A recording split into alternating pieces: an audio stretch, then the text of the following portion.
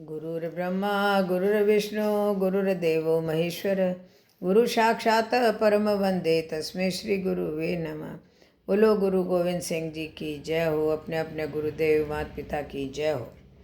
आज आपको बताती हूँ सच्चा संन्यास क्या होता है। एक व्यक्ति प्यास से बेचैन भटक रहा था। उसे गंगा जी दिखाई पड़ी। पानी पीने के लिए नदी की ओर तेजी से भागा, लेकिन नदी तट पर पहुंचने से पहले ही बेहोश होकर गिर गया। थोड़ी देर बाद वहाँ एक सन्यासी पहुँचे। उन्होंने उसके मुख पर पानी का छींटा मारा तो वह व्यक्ति होश में आया। व्यक्ति ने उनके चरण छू लिए और अपने प्राण बचाने के लिए धन्यवाद करने लगा। सन्यासी ने कहा, बचाने वाला तो भगवान है, मुझ में इतना सामर्थ्य कहाँ है। शक्ति होती तो मेरे सामने बहुत से लोग मरे, मैं उन्हें बचा न पा लेता। मैं तो सिर्फ बचाने का माध्यम बन गया हूँ। इसके बाद सन्यासी चलने को हुए तो व्यक्ति ने कहा कि मैं भी आपके साथ चलूँगा। सन्यासी ने पूछा, तुम कहाँ तक चलोगे? व्यक्ति बोला, जहाँ तक आप जाएंगे। सन्यासी ने कहा, मुझे तो खुद पता ही नहीं कि कहाँ जा रहा हूँ और अगला ठिकाना कहाँ होगा। सन्यासी ने समझाया कि उसकी कोई मंजिल नहीं है, लेकिन वह अड़ा रहा। अब दोनों चल पड़े। कुछ समय बाद व्यक्ति ने कहा, मन तो कहता है कि आपके साथ ही चलता रहूं, लेकिन कुछ टंटा गले में अटका है, वह जान नहीं छोड़ता। आपकी ही तरह भक्ति भाव और तप की इच्छा है और मैं विवश हूँ। सन्यासी के पूछने पर उसने अपने गले का टंटा बताना शुरू किया। घर में कोई स्त्री और बच्चा नहीं है। एक पैतृक मकान है, उसमें पानी का कूप लगा है। छोटा बगीचा भी है। घर से जाता हूँ तो वह सूखने लगता है। पौधों का जीवन कैसे नष्ट करूँ? नहीं रहने पर लोग कूप को गंदा करते हैं। नौकर रखवाली नहीं करते। बैल भूखे रहते हैं। बेजुबान जानवर वे, उन्हें कष्ट दूँ। बहुत से संगी साथी हैं जो मेरे नहीं होने से उदास होते हैं। उनके चेहरे की उदासी देखकर उनका मुँह भी नहीं छोड़ पाता। दादा परदादा ने कुछ लेन देन कर रखा था, उसकी वसूली भी देखनी है, नहीं तो लोग गबन कर जाएंगे। अपने नगर में से भी प्रेम है। बाहर जाता हूँ तो मन उधर खींचा चल रहता है। अपने नगर में समय आनंदमय बीत जाता है, लेकिन मैं आपकी तरह सन्यासी बनना चाहता हूँ, मुझे राह दिखाएं। सन्यासी ने उसकी बात सुनी, फिर मुस्कुराने लगे। उन्होंने कहा, जो तुम कर रहे हो वह ज़रूरी है। तुम सन्यास की बात मत सोचो, अपना काम करते रहो। वह व्यक्ति उनकी बात समझ तो रहा था, लेकिन उस पर सन्यासी बनने की धुन भी सवार थी। चलते चलते उसका नगर आ गया।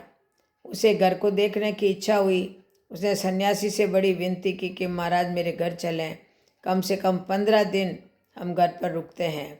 सब निपटा कर फिर मैं आपके साथ निकल जाऊंगा। सन्यासी मुस्कुराने लगे और खुशी खुशी तैयार हो गए। उसकी जिद पर सन्यासी रुक गए और उसे बारीकी से देखने लगे।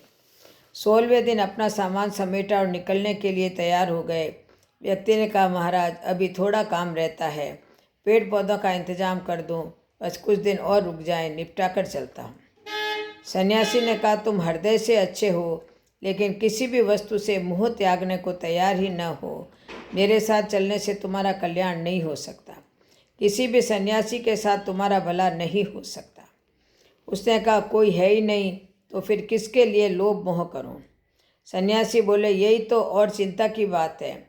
समाज को परिवार समझ लो, उसकी सेवा को भक्ति, ईश्वर को प्रतिदिन सब कुछ अर्पित कर देना। तुम्हारा कल्याण हो इसी में हो जाएगा, कुछ और करने की जरूरत नहीं है। वह व्यक्ति उनको कुछ दूर तक छोड़ने आया। विदा होते होते उसने कहा कि कोई एक उद्देश्य तो दे दीजिए जो मेरा जीवन बदल दे। सन्यासी हंसे और बोले, सत्य का साथ देना, धन का मोह न करना। उन्होंने विदा ली। कुछ साल बाद वही सन्यासी फिर वहाँ आए। उस व्यक्ति की काफ़ी प्रसिद्धि हो चुकी थी। सभी उसे पक्का और सच्चा मानते थे। लोग उससे परामर्श लेते। छोटे मोटे विवाद में वह फैसला देता तो सब मानते। उसका चेहरा बताता था कि संतुष्ट और प्रसन्न है। सन्यासी कई दिन तक वहाँ ठहरे। फिर एक दिन अचानक तैयार हो गए चलने को। तो उस व्यक्ति ने कहा, आप इतनी जल्दी क्यों जाने लगे? आपने तो पूछा भी नहीं कि मैं आपके उपदेश के अनुसार आचरण कर रहा हूँ कि नहीं। सन्यासी ने कहा, मैंने तुम्हें कोई उपदेश दिया ही कहाँ था।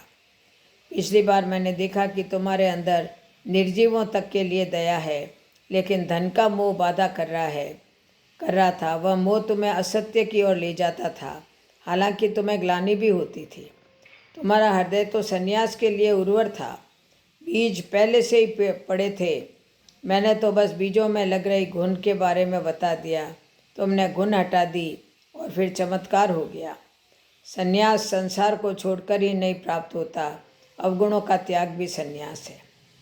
हम सब में उस व्यक्ति की तरह सद्गुण हैं, जरूरत है उन्हें निखारने वाले की।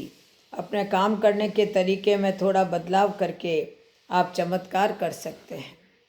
बोलो जय श्री कृष्ण, जय जय श्री राम, जय जय श्री राधे, जय जय श्री राधे।